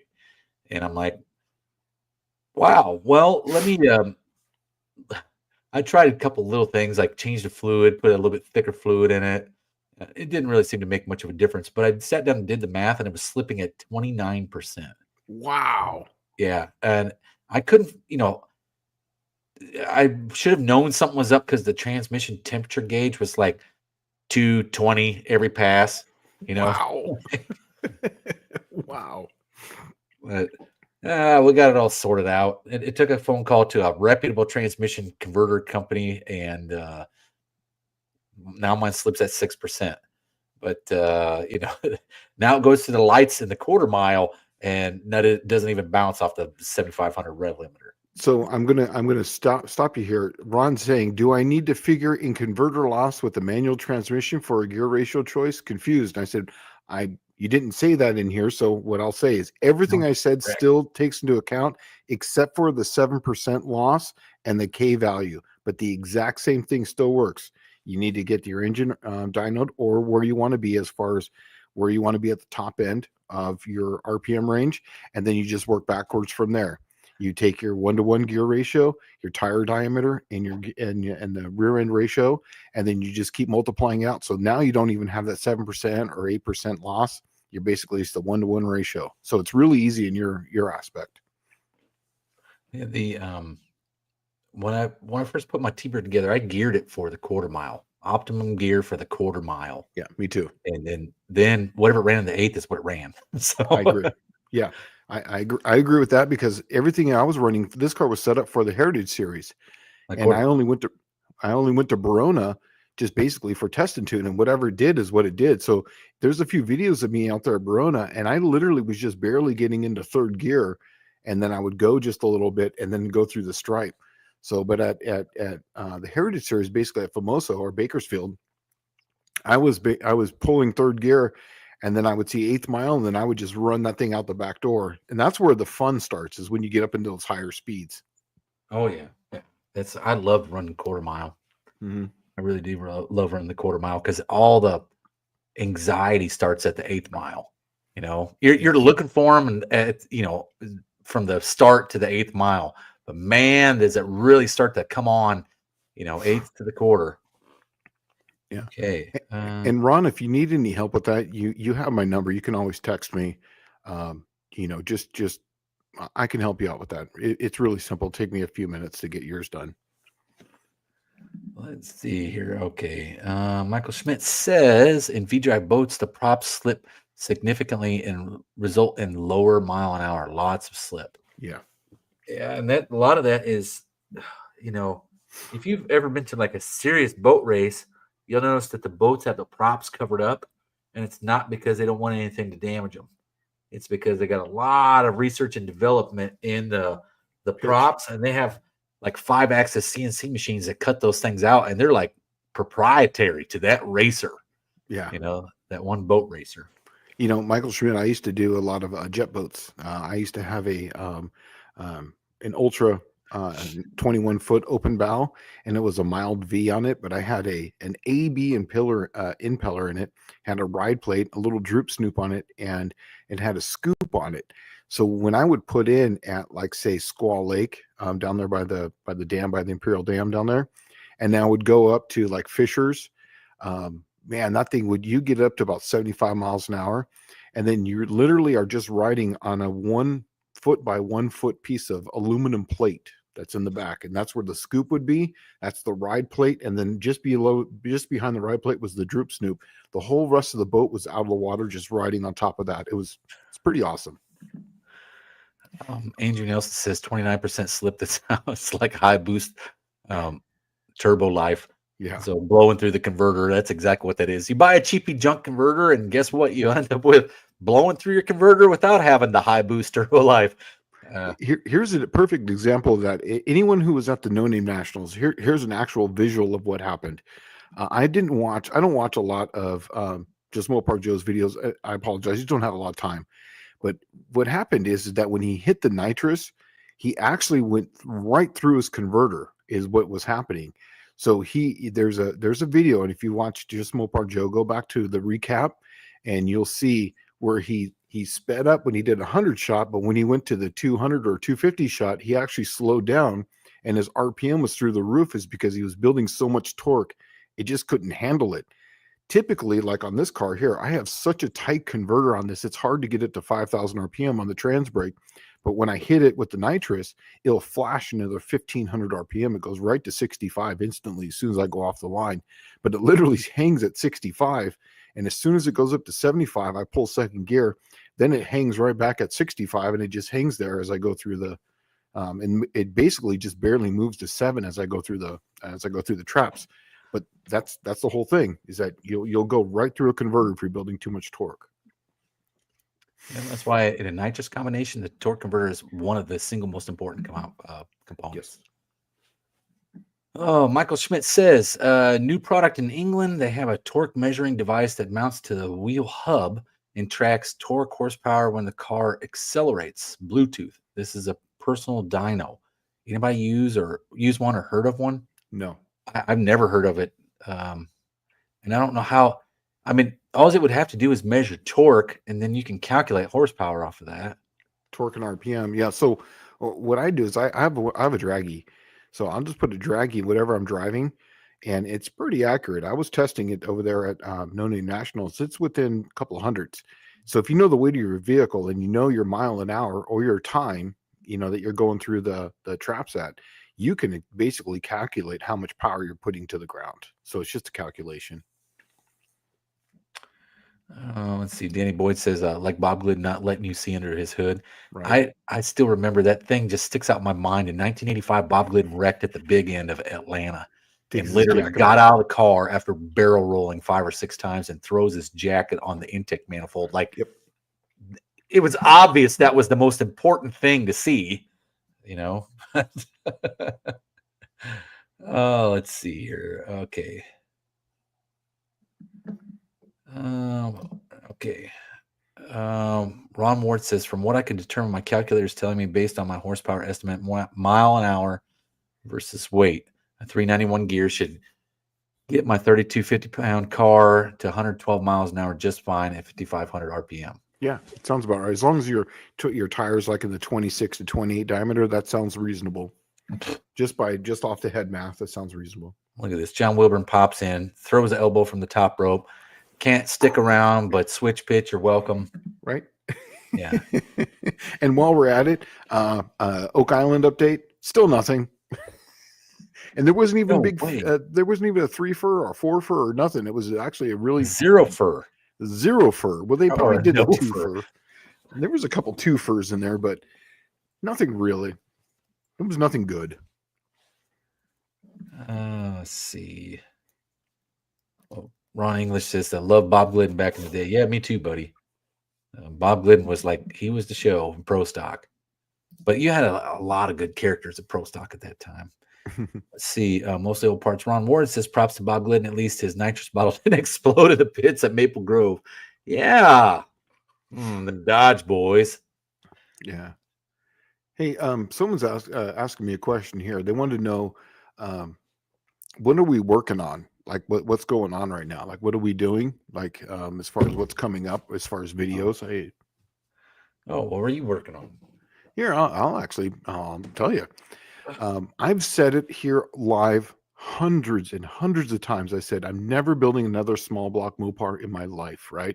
As far as I'm going to go to the Gen 3 Hemi. Well, lo and behold, Mr. Andy Wood is building a 318. And wouldn't you know, he asked me, hey, Shane, you've made your small block live. Could you make this one live? Twisted my arm. So, yeah. So, see that right there? That's a small block Mopar. And so what I'm doing is I'm going to be making a video on now. This one's going to be a little different because I'm going to be running solid lifters in this one. So I'm going to show people how to copper tube it. So I've got all the copper tubes and all the reamers and everything up here, how to drill out the passageway, how to copper tube it, where to drill the oil holes, and then how to backfeed it. Because even though you copper tube it, I still backfeed to the number one. So that way you equalize pressure in that channel. And I show everyone how I do all that stuff. So I'm about halfway through it right now. It just takes time because you don't want to rush things. And I can't find my 3964 12-inch drill bit.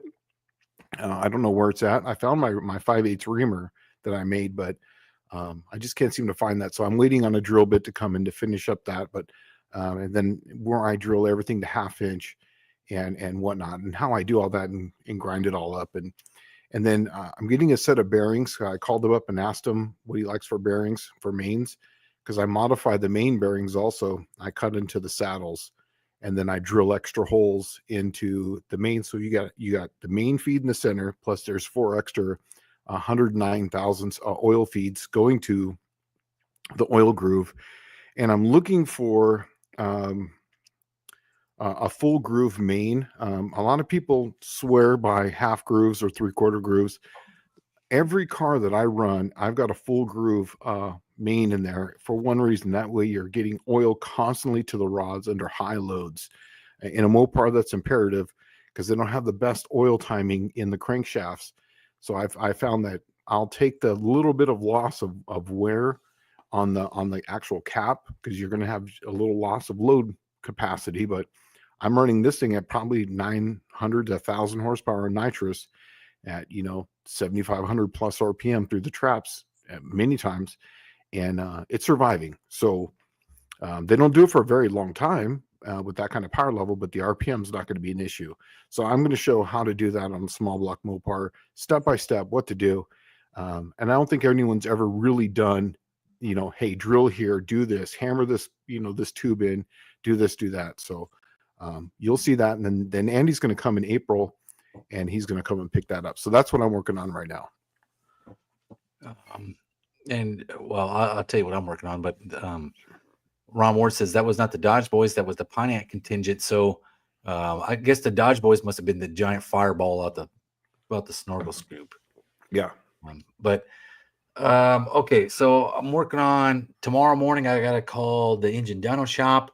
I got to set up an appointment for the EZ302 to go to the dyno. They told me last week when I called on Thursday that I need to call them next week on Thursday, and so I'm calling tomorrow, and I'm booking my appointment for going to the dyno with the EZ302, and we're going to kind of find out what kind of numbers it's really going to make.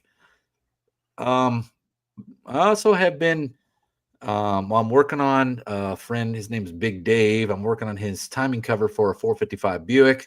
I'm opening up all the oil passages and radius in the turns, and porting and polishing all the passages.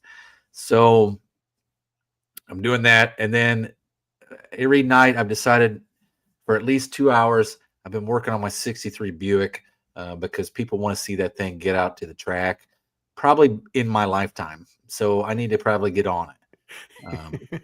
But that's what I've been doing. I got it almost completely disassembled now and ready for paint. and that's what I'm going to be doing here soon. Is painting it up, and then reassembly of all the stuff I took out, and then fix all the things that are boogered up or screwed up or damaged or destroyed or best I can. Otherwise, it will be a Bondo pile, and but it'll be a good 20-footer race car, and maybe be interesting and neat. Okay.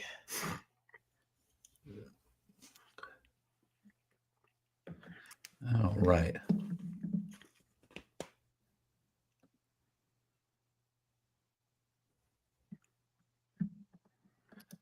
Okay, vintage adventure drives. Just thought safety. Weird. What do you guys require for No Name Nationals? My satellite has stock lap belts. Well, your stock lap belt is probably going to be fine unless you're running faster than, like, say, 640s. Then it's going to become an issue. But isn't it, no, once you get over 740s, don't you have to have like some sort of like actually a roll bar and then a better than factory lap belts, or is that no? Okay. No, I got rid of all that stuff, I think, pretty much. And at 640 was the cutoff. Oh, 640. Okay, good. Well, the reason why I did that is because everybody else reduced their numbers to where you didn't even have to have a roll bar anymore. And so what I ended up doing was just reducing the numbers to keep the guys that had a pretty quick hot rod at home where they could go to the track and not get thrown off. That's good. And that was the idea. But so as FYI, John Wilburn will be doing a live with the tech guy from No Name Nationals. His name is Deke Denny. And they generally do that every year before the No Name National, so you know what to expect. The things I can tell you up front is make sure you don't have anything more than 12 inches of cumulative rubber fuel line. Make sure you have a battery hold down. Make sure it doesn't have any massive oil leaks. And since you're running a stick, you're going to want to make sure that it has a drive shaft loop, especially if you're putting slicks on it. And I think that's about it. I think that's about all you're going to need for about that car. Shouldn't run much faster than a 740 if it does run a 740. It probably, if this is you're going to be your first time out with this combination, probably won't be with 740 till you figure it out. Yeah. So Deke is going to do it this year. He's going to be he's as far as as I know. know. Okay. As far as I know, I haven't heard anything otherwise. He was telling me last year, man, he was like, I'm getting older, man. This is too hard. He goes, if I didn't have these, I brought him 2 pop-up tents, canopies, and I brought him this big monster fan and to keep him cool, him and his wife. So he was telling me he wasn't sure. So yeah, I don't know if he's going to do it or not. I know he was wore out every day after No Name Nationals last year. And I think what he needs to do is he needs to let Mr. Ron Ward give him a hand. Because Ron is up on all that safety stuff. Okay.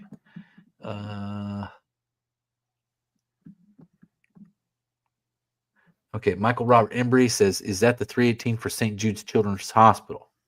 I don't know. Maybe it could be. I know it was a charity build. I don't know if it's for that one particularly. I couldn't tell you. All right. Michael Schmidt says, Dallas, are you still renting an unused dyno for a month, or did that fall through? It never really fell through, but it never really went anywhere. That's the dyno I'm actually going to when I take the Easy 302. So we'll see, and I'll re-engage those guys to see how eager they would be doing to do that. It most of the time it just sits idle, but I do know it just moved it and added a bunch of parts to it. So I don't know if it's too unused anymore. Ron Ward's out of here. Oh. So good night, Ron. Have a good night, bud. Okay. Engine diapers. Okay. We didn't mandate anybody had to have an engine diaper until they ran faster than 640. 640. Yeah. Or power adder. I think there was yeah, that's right. It was a power adder. If you went over like 7 something and you had a power adder, then you had to have an engine diaper, or I forget the exact number, but I know 640 everybody had to have it. But if you had a power adder, it was like a 740 and faster or something. You had to have an engine diaper, or if you're in the 6s, I don't remember the exact number. Well, as far as I remember, as soon as you put nitrous or just a power adder on it, that it wasn't factory, then you had to run an engine diaper. Yeah. And the reason why I say that, I said, maybe that's what it is. Maybe you're right on that. Yeah. The reason why I was saying that is because if you think about it, you might have the nicest piece on the planet, but the guy pitted next to you could have gotten his motor out of a school bus in a junkyard on YouTube and put it in a car and came there with a 250 shot of nitrous on it. And it was to keep oil down would absolutely kill the momentum of No Name Nationals event. It's already kind of cramped for time as it is, just because we cram so much stuff in a short period of time, and then we don't do much night racing. We are this year. I'm telling you, we're going to talk it up this time. John was talking about it last year. He was going through the pits on Saturday. Hey, what do you guys think about Saturday night racing? Look, I'm saying it now. They have an event Saturday night after the No Name Nationals. Stay, because there's other racers coming in. So if you really want to see some really good heads up match racing, that's the time, because that's when I'm going to start doing some match racing, is on Saturday night. I'm going to basically just, hey, this is what I run. Let's get it on. Danny Boyd says he can't wait to see the easy on the dyno. Yeah, me neither. I'm actually kind of ready to just be done with this project and then put it up for sale. I think that's what I'm going to do, because I built it with the intent of just seeing what it would do, because I just ran across this and I thought, how interesting you come up with a short stroke, big bore combination, same as a DZ302, except for it's got a factory roller cam. The heads are better. It's really what you're going to see when this thing goes on the dyno, whatever number it makes, is almost a direct comparison of a DZ302 in 30 years of engineering technology. That's it. That's exactly what you're going to see, because it's the same dang engine.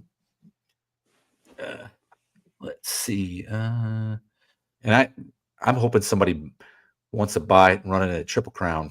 Like they got a Vega waiting at home, or a Pontiac Aster or something like that. Like Ray Stewart's got a Pontiac Aster. He's taking the motor out of it. I'm sure he's putting a turbo LS or something in it. But he should give me a call and put a 302, EZ 302 in that Pontiac Aster, and then 4-speed, and then show up at the No Name Nationals on the Triple Crown. Mean Street Mopar says, I have a set of Mopar Performance Magnum RT heads. Are they worth porting, or should I just run them as they are? What are you trying to do? But if there's a recipe that I have that I've sent it out to everyone, but you can get with those stock heads and literally just some bolt-on parts with those heads, get 450 horse and like 460 foot-pounds of torque. If you port them, you're going to gain some. You might have to change up the combination a little bit, maybe the camshaft, but they're actually really good heads for up to. I've actually made up to 500 horse on those heads with a 360 just cleaned up ported. All I did was I just back cut the valves, did a better valve job on them, cleaned up the ports, and then just got rid of some of the flashing on them, and then match ported the intake to it, and then changed my combination around and just blueprinted everything. And that same recipe I send out to people, I got 500 horse with it. So that's a really, really decent engine that you could run in the Triple Crown, and something that's making 450 horsepower out of a 360 Magnum hydraulic roller that you can literally drive anywhere. Is really good. So if that's what you're trying to do, I would say just run them. Yeah, well, so and Dust Devil Garage here says coolant overflow is probably something you need to have on your car for safety inspection at No Name Nationals. Absolutely. And then Danny Boy says we need to see it going into a car. That would be cool. Edward says it would work nicely in my 86 S10. Hey man, I'm telling you right now, I'll tell you what I know. When I put it together, I didn't put it together like with the intent of anything, but the more and more I looked at it, the more and more I realized it would work really, really well in the lightest weight car that you could have in the Triple Crown. Because especially if you ran a stick shift, because it's got a spread bore carburetor on it, and you literally get 100-pound weight break just because of that.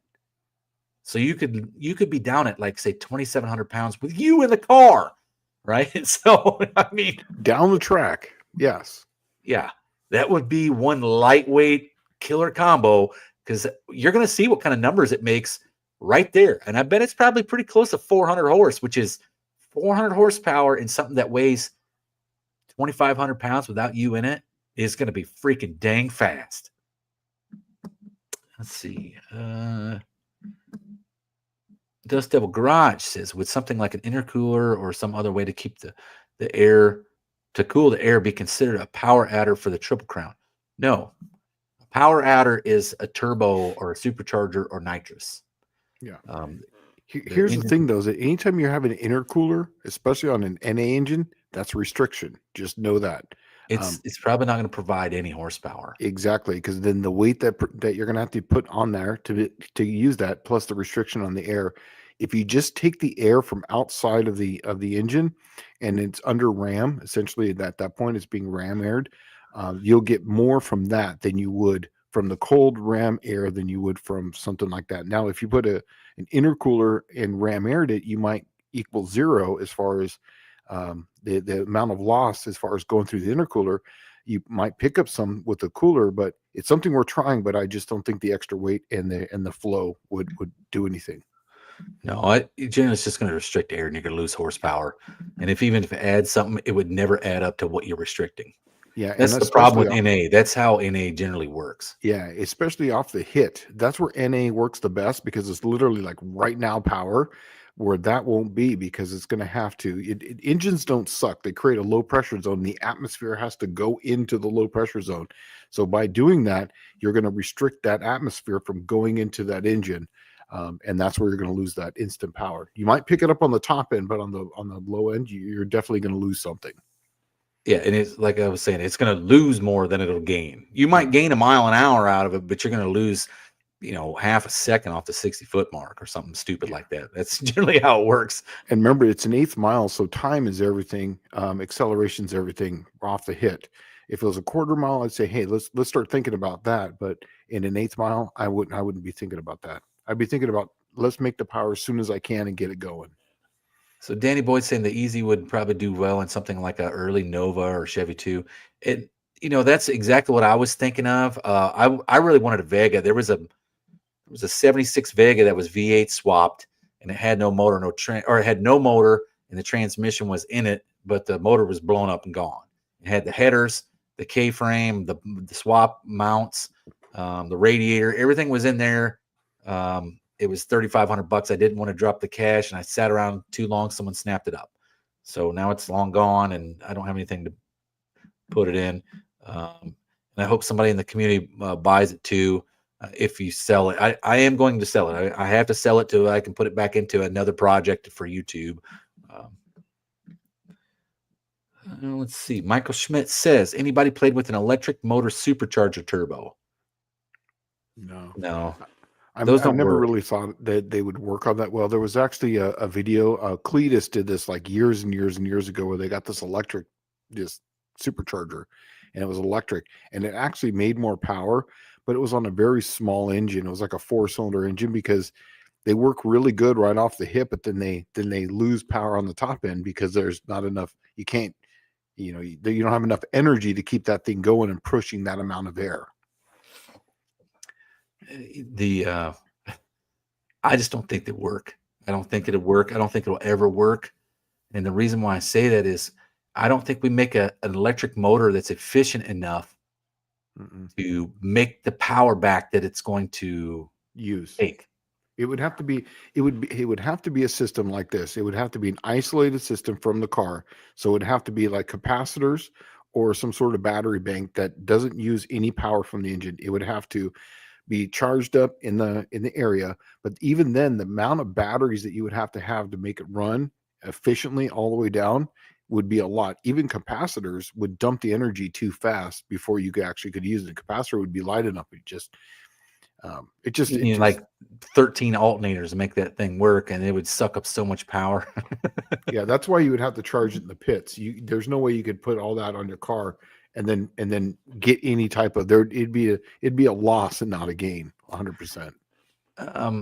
Let's see. The only thing I can think of that in that realm that nobody's tried that I have wanted to try is, you ever see those the large ball valve discharge tank discharge things that use to air up a tire to get the tire on the bead?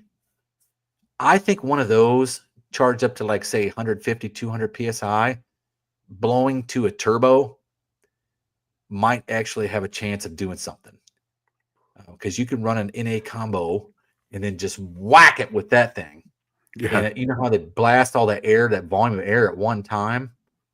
I think you could really freaking spin a turbo, something serious with that thing. Well, there was a guy who did a compressed air engine for a while. Did you see that? So it I was, saw the compressed air engine that somebody had at PRI. yeah. So it's compressed. So it's an engine that runs on, and you put compressed air. So you're adding cylinder pressure with compressed air. So you have two large tanks, carbon fiber, and then you run compressed air. This was a thing that happened way back when. The thing is depending on the engine size and the amount of air you're going to use, that's a lot of air. And that's a lot of air. Yeah. Especially if it's not something that's liquid being converted. So you would, if it was something like that would expand 10 times, but to take amount of air to run an engine down a track at 7,000 RPM, that would take a lot of air. Let's see here. All right. Buick Smith is asking, did I get the 300 back from Clint after the Notre Dame Nationals? Is he running it again this year? He's not running it again this year. I'm actually working on one that's coming up here really soon. I'll be doing on YouTube. We're calling it the Boogie Nights 300 because it has a long rod, just like Dirk Diggler, right? And The Dirk Diggler. yeah, it's the Dirk Diggler Boogie Nights 300 Buick, but it's a 64 aluminum head, 64 aluminum intake manifold that we got from Professor P that got turned into Edelbrock as a damaged factory item or something. Yeah. And then I'm using 350 Buick cap screw rods in it and a Ford 3.8 liter V6 piston that is going to net 10.84 to 1 compression on that. It's going to be essentially a Wildcat 355, but it's got a post and 110 cam in it. So it should run pretty good. Hey, Andy's here. Hey, Andy, is that 318 that I'm working on? Because I was actually just telling people about it because I got it up on it's on the stand right there. And I started cutting and doing, I was telling people what I was doing to it. Is that the one that's a charity for, did they say St. Jude or what was it? I'm not sure. St. Jude, yeah. Yeah, is that the 318 that's for a charity for St. Jude is what someone asked earlier, and I told them I didn't know. I said Andy would know.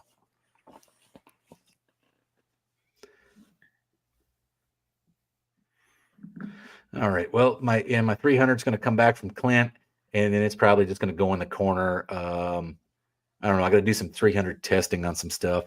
I have a set of Chinesium lifters for them, so we're going to see if we can flatten a set of lifters and a cam. Because that's what's perfect for that 120,000 mile short block or whatever. And then I also have the What If 300. If I can ever finish that up this year, I can get that done. I have the intake halfway cut apart, and I need to finish the other half, and then have it sectioned and welded back together. So, all right. I have too many irons in the fire. I'm not going to build anything this year. I'm just going to take it easy on myself. Just like you said before, Professor P. I'm going to take it easy on myself. Just don't make any new stuff. Just finish up what I got and then start from there. All right. Ford 300. No, we're doing the long rod 300 Buick and switch pitch, right? No, not a switch pitch. I just said that. Okay. Buick Smith says, Shane, you said earlier that the 360 combo would be great for the Triple Crown. Isn't the cap 358 cubes? 368. Ooh, 368 because I was taking into account a 360 that's 30 over, just so that way we could do the 360. Most Mopar guys are out of stock because they can't find a 340 and a 318. A lot of people don't want to mess with them. So that's why the 368 cap was for a 360 and 30 over, also to the 360 cap. So that way you couldn't run a 6.1 Gen 3 Hemi in this because it's 372 cubic inches. So yes, it's 368. So you can take a 360 30 over. Andy says, we're going to figure out how to waffle it off after it's done. Right now, I just want to get started on it. I know it's going to be a screamer. Yeah. So, And then Dust Devil Garage says, Tina Pierce is the one running the compressed air supercharging. Oh, okay. Okay. Yeah, Andy, if you wind this back a little bit, I'm not sure where it was. It was after the 8 o'clock hour. Somebody asked me what we're working on, and I gave you kind of a rundown on what I was doing on it and where I'm at on it right now. So it'll be ready for you when you come here in April. So I should have it done. Mean Street Mopar says Mopar Performance claimed the RT heads float about 20% more than the factory Magnum heads. They claimed to have 180cc intake runner on the RT heads, 240-ish CFM on the intake side. That's Yeah. a pretty good number, Yeah, actually. they're incredible. They're actually really good. That's what I'm saying. With those heads, you put them on there, don't have to touch them. You can easily get, if you prep the engine right and blueprint it right, you can easily get 500 horse out of that Yeah, easily. that 240 CFM, if you just double that right there, that will tell you exactly like what the engine is pretty much capable of. You can gain probably with 240, 10% more. You can gain 10% more just by doing some little tips and tricks by, parasitic loss. Yeah, But oil pump is everything on that one. yeah, 480 horses, what that's saying, and he's saying 500. I could easily see 500 being capable if you had Mhm. some fairly thin rings Yep. and a really good cam. And it's So, blueprinted right. You got to make sure that everything is correct, but it can be done. I promise you that. But a camshaft is everything on that one, and getting your intake ported to the head correctly. Andy Wood says that the Tunnel Ram Mafia is going to do their work on the 318. Oh I don't know if yes. you knew that. He also says that head, that GT head, or that RT head he was talking about is about what a stock W2 head flows. Yeah. Mm-hmm. Huh. Yeah, I've actually built an engine with those exact heads, those RT heads, and there was a guy who had a truck locally, and he had the RT heads on the truck, and I got that engine out and I put it in this car here in this dart when I was street racing, and I was like, wow, this thing's much faster than what I've been building. And then I realized it had RT heads on it, and then that's when I took them out, started checking on them, and then that's when I really came up and dialed in my combo. That recipe was when I had that. And this car here without the nitrous, with that setup 904 with the low ratio first and second, I think I had a 411 gear in it. It would run a 1090 without nitrous. And then I was putting a 250 kit on top of it, and I was street racing that car. So it was fast. So it ran better than 1090. Slightly better with 250 shot on it. That's all I'm going to say. All Slightly right. better. Yeah, I'm hating that Andy's just showing up, but we're starting to dwindle down. It's an hour and 43 minutes in. I'm actually running out of gas, and I don't feel good today. So I don't know. I'd like to call her quits, but we can go, I guess, for another 17 minutes.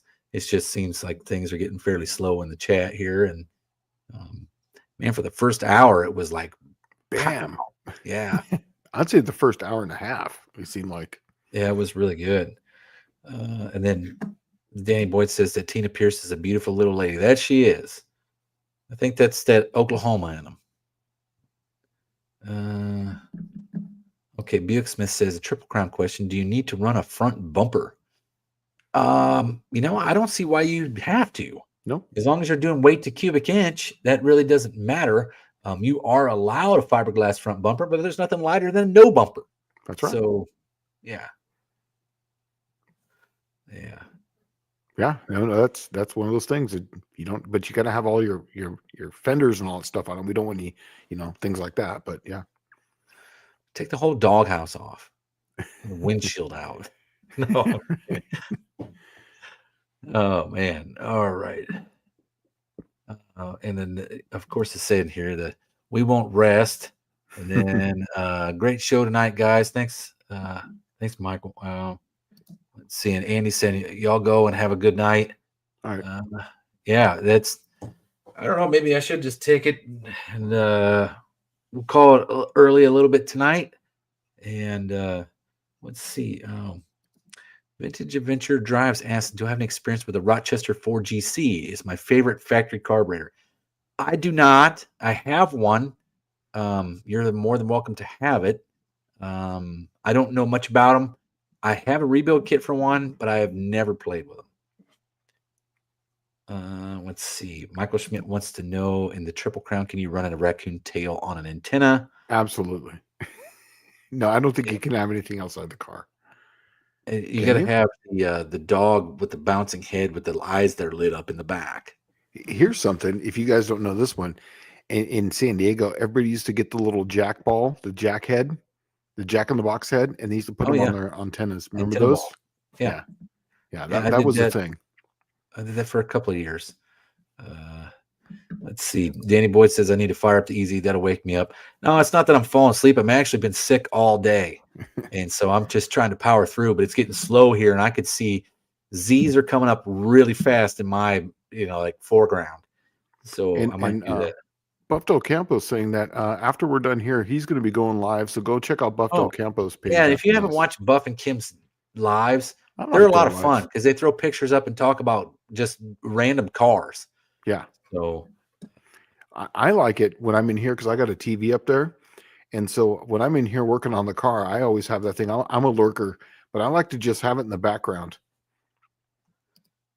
Yeti Motorsports Garage says, night all, keep up the good fight. See y'all next week. Thanks, Andy. Thanks for stopping by. And let's see.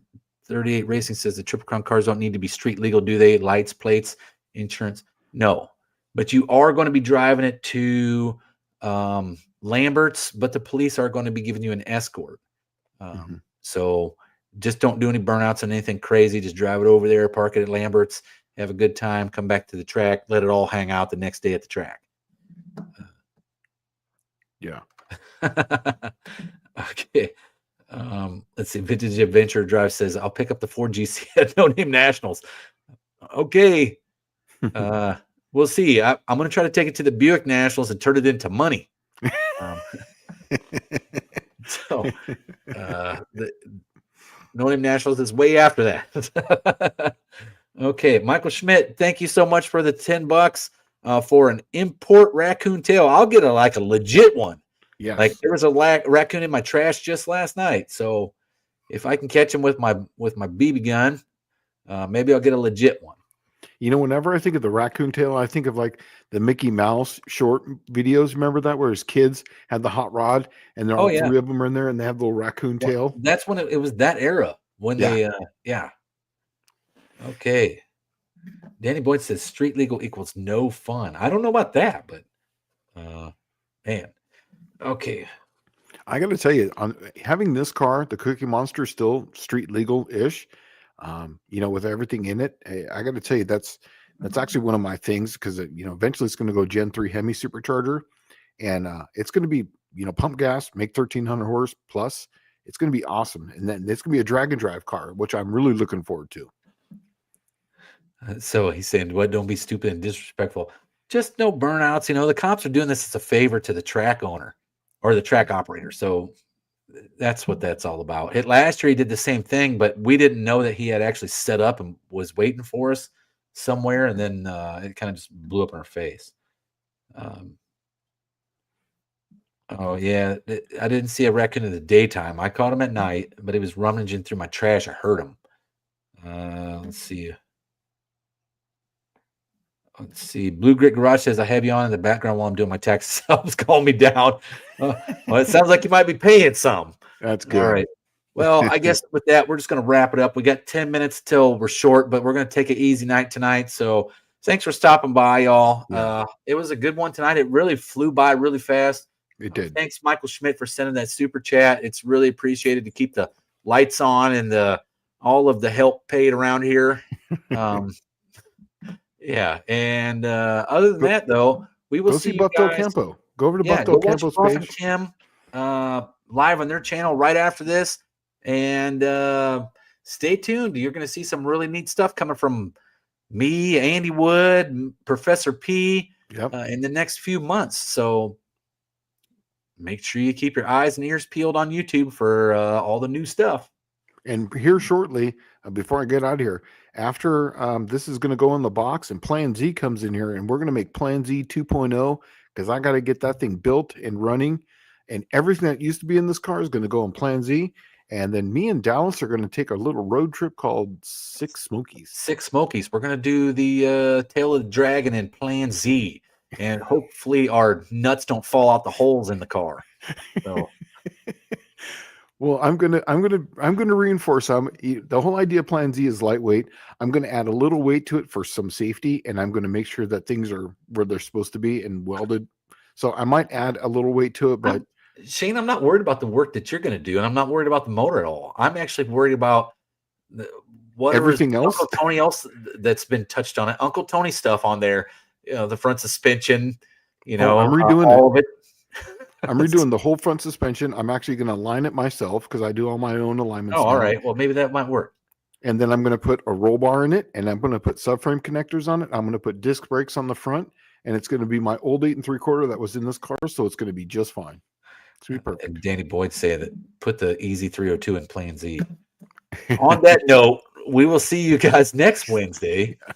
Take it easy. Same bat time, same bat channel. Have a good week, guys.